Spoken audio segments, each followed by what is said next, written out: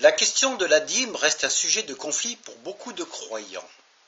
Alors, nombreuses sont les églises au sein desquelles la dîme a pris plus de valeur que Dieu lui-même. Du coup, beaucoup de chrétiens refusent de donner la dîme lors de l'exhortation citée dans la Bible. La dîme doit être volontaire, joyeuse et non pas une contrainte. Malheureusement, c'est rarement le cas dans l'Église d'aujourd'hui. Alors, il faut d'abord savoir que la dîme est une institution de l'Ancienne Alliance et ça va changer sous la Nouvelle Alliance, c'est-à-dire dans le Nouveau Testament. On va d'abord voir ce qu'il en est dit, ce qu'en dit l'Ancien Testament. Les chrétiens du premier siècle ne donnaient pas leur dîme. Dans l'Ancien Testament, le mot hébreu pour dîme est maaser, qui signifie une dixième partie, c'est-à-dire, une dixième partie. Dans le Nouveau Testament, le mot grec est décaté, signifie encore un dixième. Donc la dîme pratiquée en Israël permettait d'appliquer une politique divine sociale en redistribuant les richesses. La pensée de Dieu est essentiellement orientée vers les pauvres qu'Israël opprimait. Et même les Lévites ne possédaient rien, car le problème concernait non pas une dîme, mais plusieurs dîmes. Donc, la dîme était une obligation, une sorte d'impôt en quelque sorte, selon lequel, d'après la loi, tout le peuple devait donner 10% de ce qu'ils avaient. En 1, soit gagné, en 2, soit cultivé, et le tout était remis au temple. Il y avait des collecteurs qui se chargeaient de récupérer le tout dans chaque région, et ensuite ces collecteurs redistribuaient le tout au temple. On a un passage dans le Lévitique de l'Ancien Testament, au chapitre 27, verset 30, qui nous en parle, qui nous dit « Toute dîme de la terre, soit des récoltes de la terre, soit du fruit des arbres, appartient à l'Éternel, c'est une chose consacrée à l'Éternel. » Il y a le livre des Nombres, au chapitre 18, au verset 26, qui en parle, et également dans le Deutéronome, chapitre 14, verset 22, que je vous invite à lire. Donc la dîme de l'Ancien Testament n'était pas un impôt servant à pourvoir aux besoins des sacrificateurs et des Lévites, bien que ceux-ci en bénéficiaient également. La Nouvelle Alliance ne soumet aucunement le croyant à de telles obligations, il faut le savoir, car il n'est plus question de dîme, mais d'offrande. Alors, qu'en est-il dans la réalité biblique ? Jésus nous dit « Rendez à César ce qui est à César, et à Dieu ce qui est à Dieu ». En Marc chapitre 12, verset 17. Il faut le reconnaître que Jésus a eu le bon réflexe de répondre par cette phrase, parce que c'était bien mal parti pour lui, car les pharisiens, en fait, essayaient de le piéger. Ils étaient convaincus de pouvoir piéger Jésus, et le piège était bien camouflé sous l'aspect d'une question banale.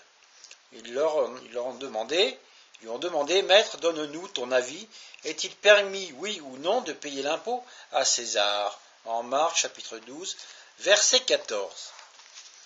Alors, il en est de même dans la plupart de nos communautés, où le devoir à prendre un engagement financier pour le maintien des locaux est étroitement imbriqué dans le devoir envers Dieu au travers de l'offrande, et c'est une erreur. Rendez à César ce qui est à César et à Dieu ce qui est à Dieu nous ramène concrètement à « ne mélangez pas les affaires de ce monde avec celles de mon Père », nous dit Jésus. Cependant, restons honnêtes avec nous-mêmes vis-à-vis de notre communauté, en ce qui concerne nos engagements, car Ananias et Saphira, sa femme, vendit une propriété et retint une partie du prix, puis il tomba et expira en Actes, chapitre 5, versets 1 à 5. Ananias mourut ainsi que son épouse Saphira, mais en ce qui nous concerne, c'est la mort spirituelle qui risque de nous arriver, de nous emporter. Paul nous dit en 1 Corinthiens chapitre 16 versets 1 à 2 que, pour ce qui concerne la collecte en faveur des saints, agissez vous aussi, comme je vous l'ai ordonné aux églises de la Galatie, que chacun de vous, le premier jour de la semaine, mette à part chez lui ce qu'il pourra selon sa prospérité, afin qu'on n'attende pas mon arrivée pour recueillir les dons. Paul nous dit bien qu'il doit en être selon la prospérité de chacun, selon les possibilités de chacun. Donnons ce dont nous sommes capables de donner. Il n'est pas question de donner alors qu'on a des dettes et qu'on n'arrive même pas à à clôturer la fin du mois. Mais si on peut donner, alors donnons ce qu'on peut donner.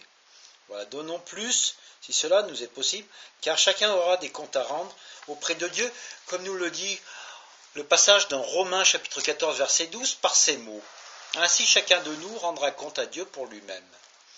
Donc, le don, c'est-à-dire l'offrande, doit rester anonyme, contrairement à certaines églises qui continuent à exercer un contrôle, et ce, en vue de faire passer l'argent avant Dieu. Il y a certaines églises où on contrôle qui met quoi, et ça, c'est pas bon. En Matthieu chapitre 6, verset 24, Jésus nous met en garde par ces mots. Nul ne peut servir deux maîtres, car ou il haïra l'un et aimera l'autre, ou il s'attachera à l'un et méprisera l'autre.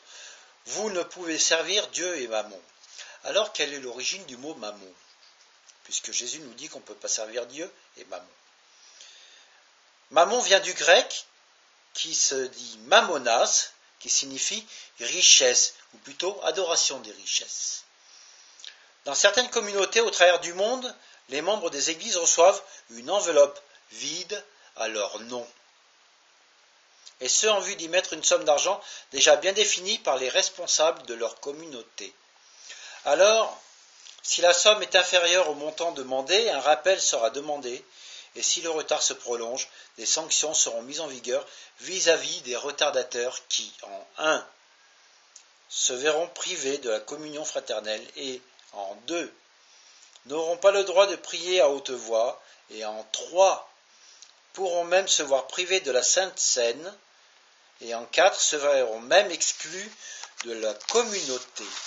Cela se nomme de l'abus spirituel. Alors, et dans le monde, cela s'appelle tout simplement de l'escroquerie par l'intimidation.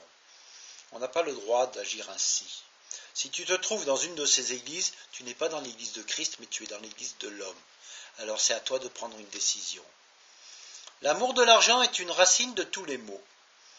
Et quelques-uns, en étant possédés, se sont égarés loin de la foi, et ils se sont jetés eux-mêmes dans bien des tourments. 1 Timothée, chapitre 6, verset 10. Ne vous livrez pas à l'amour de l'argent, contentez-vous de ce que vous avez, car Dieu lui-même a dit, je ne te délaisserai point, et je ne t'abandonnerai point. Hébreux, chapitre 13, verset 5. Alors, un autre aspect de l'amour de l'argent, c'est d'aimer la puissance qu'il va procurer. Le pouvoir d'acheter des biens matériels, selon nos convoitises, le pouvoir parfois d'acheter les gens, car avec l'argent, on peut acheter les gens, on peut acheter leur voix, leur vote, par exemple, pour obtenir des avantages ou les tenir à notre merci.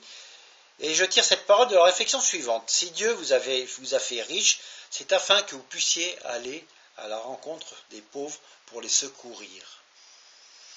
En Marc chapitre 10, verset 21, lorsque le jeune homme riche se présente devant Jésus, la réponse est plutôt directe par ces mots. Il te manque une chose. Va, vends tout ce que tu as, donne-le aux pauvres, et tu auras un trésor dans le ciel, puis viens et suis-moi. Donc, les besoins de l'Église dépendent des capacités de chacun, parce que l'Église a des besoins, et pour ça il faut de l'argent. On ne doit pas passer à côté de cette réalité. Lorsque je parle d'argent, je veux dire aussi les richesses de la terre que l'argent permet d'acquérir, nos biens d'ici-bas. Donc, le Seigneur a fixé le cadre des richesses dans nos rapports avec Dieu et avec les autres, et il est bon que nous soyons imprégnés de ces instructions afin d'échapper au piège de l'argent et de nous libérer de son emprise, mais aussi de savoir l'utiliser convenablement sous le regard de Dieu. Chaque croyant doit prier afin de trouver la sagesse pour savoir s'il doit participer à la dîme, comme nous le dit Jacques, chapitre 1, verset 5, par ces mots. Si quelqu'un d'entre vous manque de sagesse, qu'il la demande à Dieu, qui donne tout simplement et sans reproche, et elle lui sera donnée. Alors l'offrande apaise nos consciences, mais la parole de Dieu a-t-elle réellement un impact sur notre style de vie? Notre vie s'aligne-t-elle vraiment sur la parole de Dieu? Pour un chrétien qui a un bon revenu, mettre 10% de son revenu dans la corbeille ne présentera aucun problème. Ça, c'est une logique. Mais pour ceux qui ont du mal à joindre l'œil debout, ce n'est plus la même chose. Alors, j'aimerais qu'on se rappelle de la parabole de la veuve. Jésus, ayant levé les yeux, vit les riches qui mettaient leur offrande dans le tronc. Il vit aussi une petite veuve qui a mis plus que tous les autres, car c'est de leur superflu que tous ceux-là ont mis leurs offrandes dans le tronc, mais elle a mis de son nécessaire, et il ne lui restait plus rien, nous dit Luc chapitre 21, versets 1 à 4.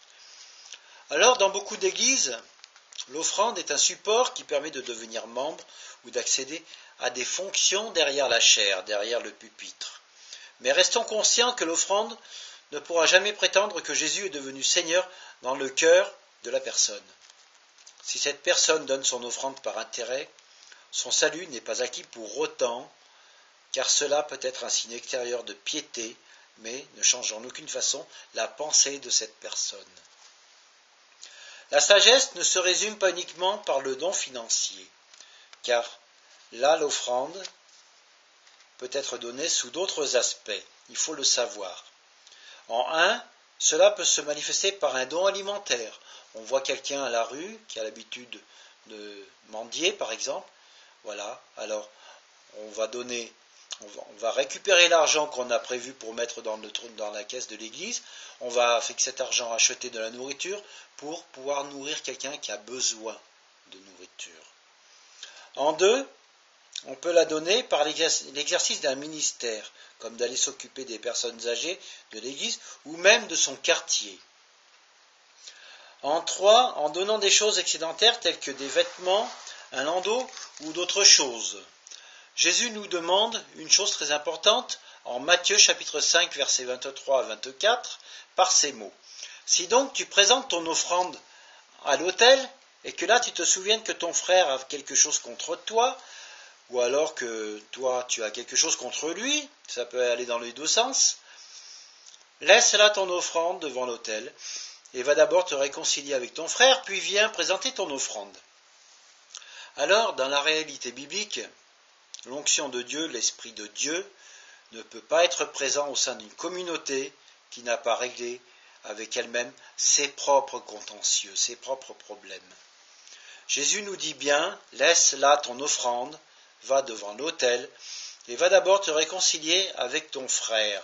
C'est important la réconciliation, puisque on ne peut pas prétendre pouvoir prendre la Sainte Seine qui représente la communion avec Christ si on n'est même pas en mesure de pouvoir communier ensemble.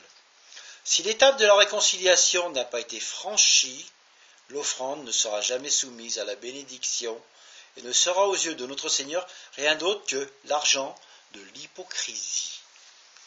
La dîme que le Nouveau Testament nomme l'offrande est avant toute chose l'exercice d'un don de soi, et toute autre chose que l'argent qui contribue à l'édification de l'Église restera avant tout le plus beau don.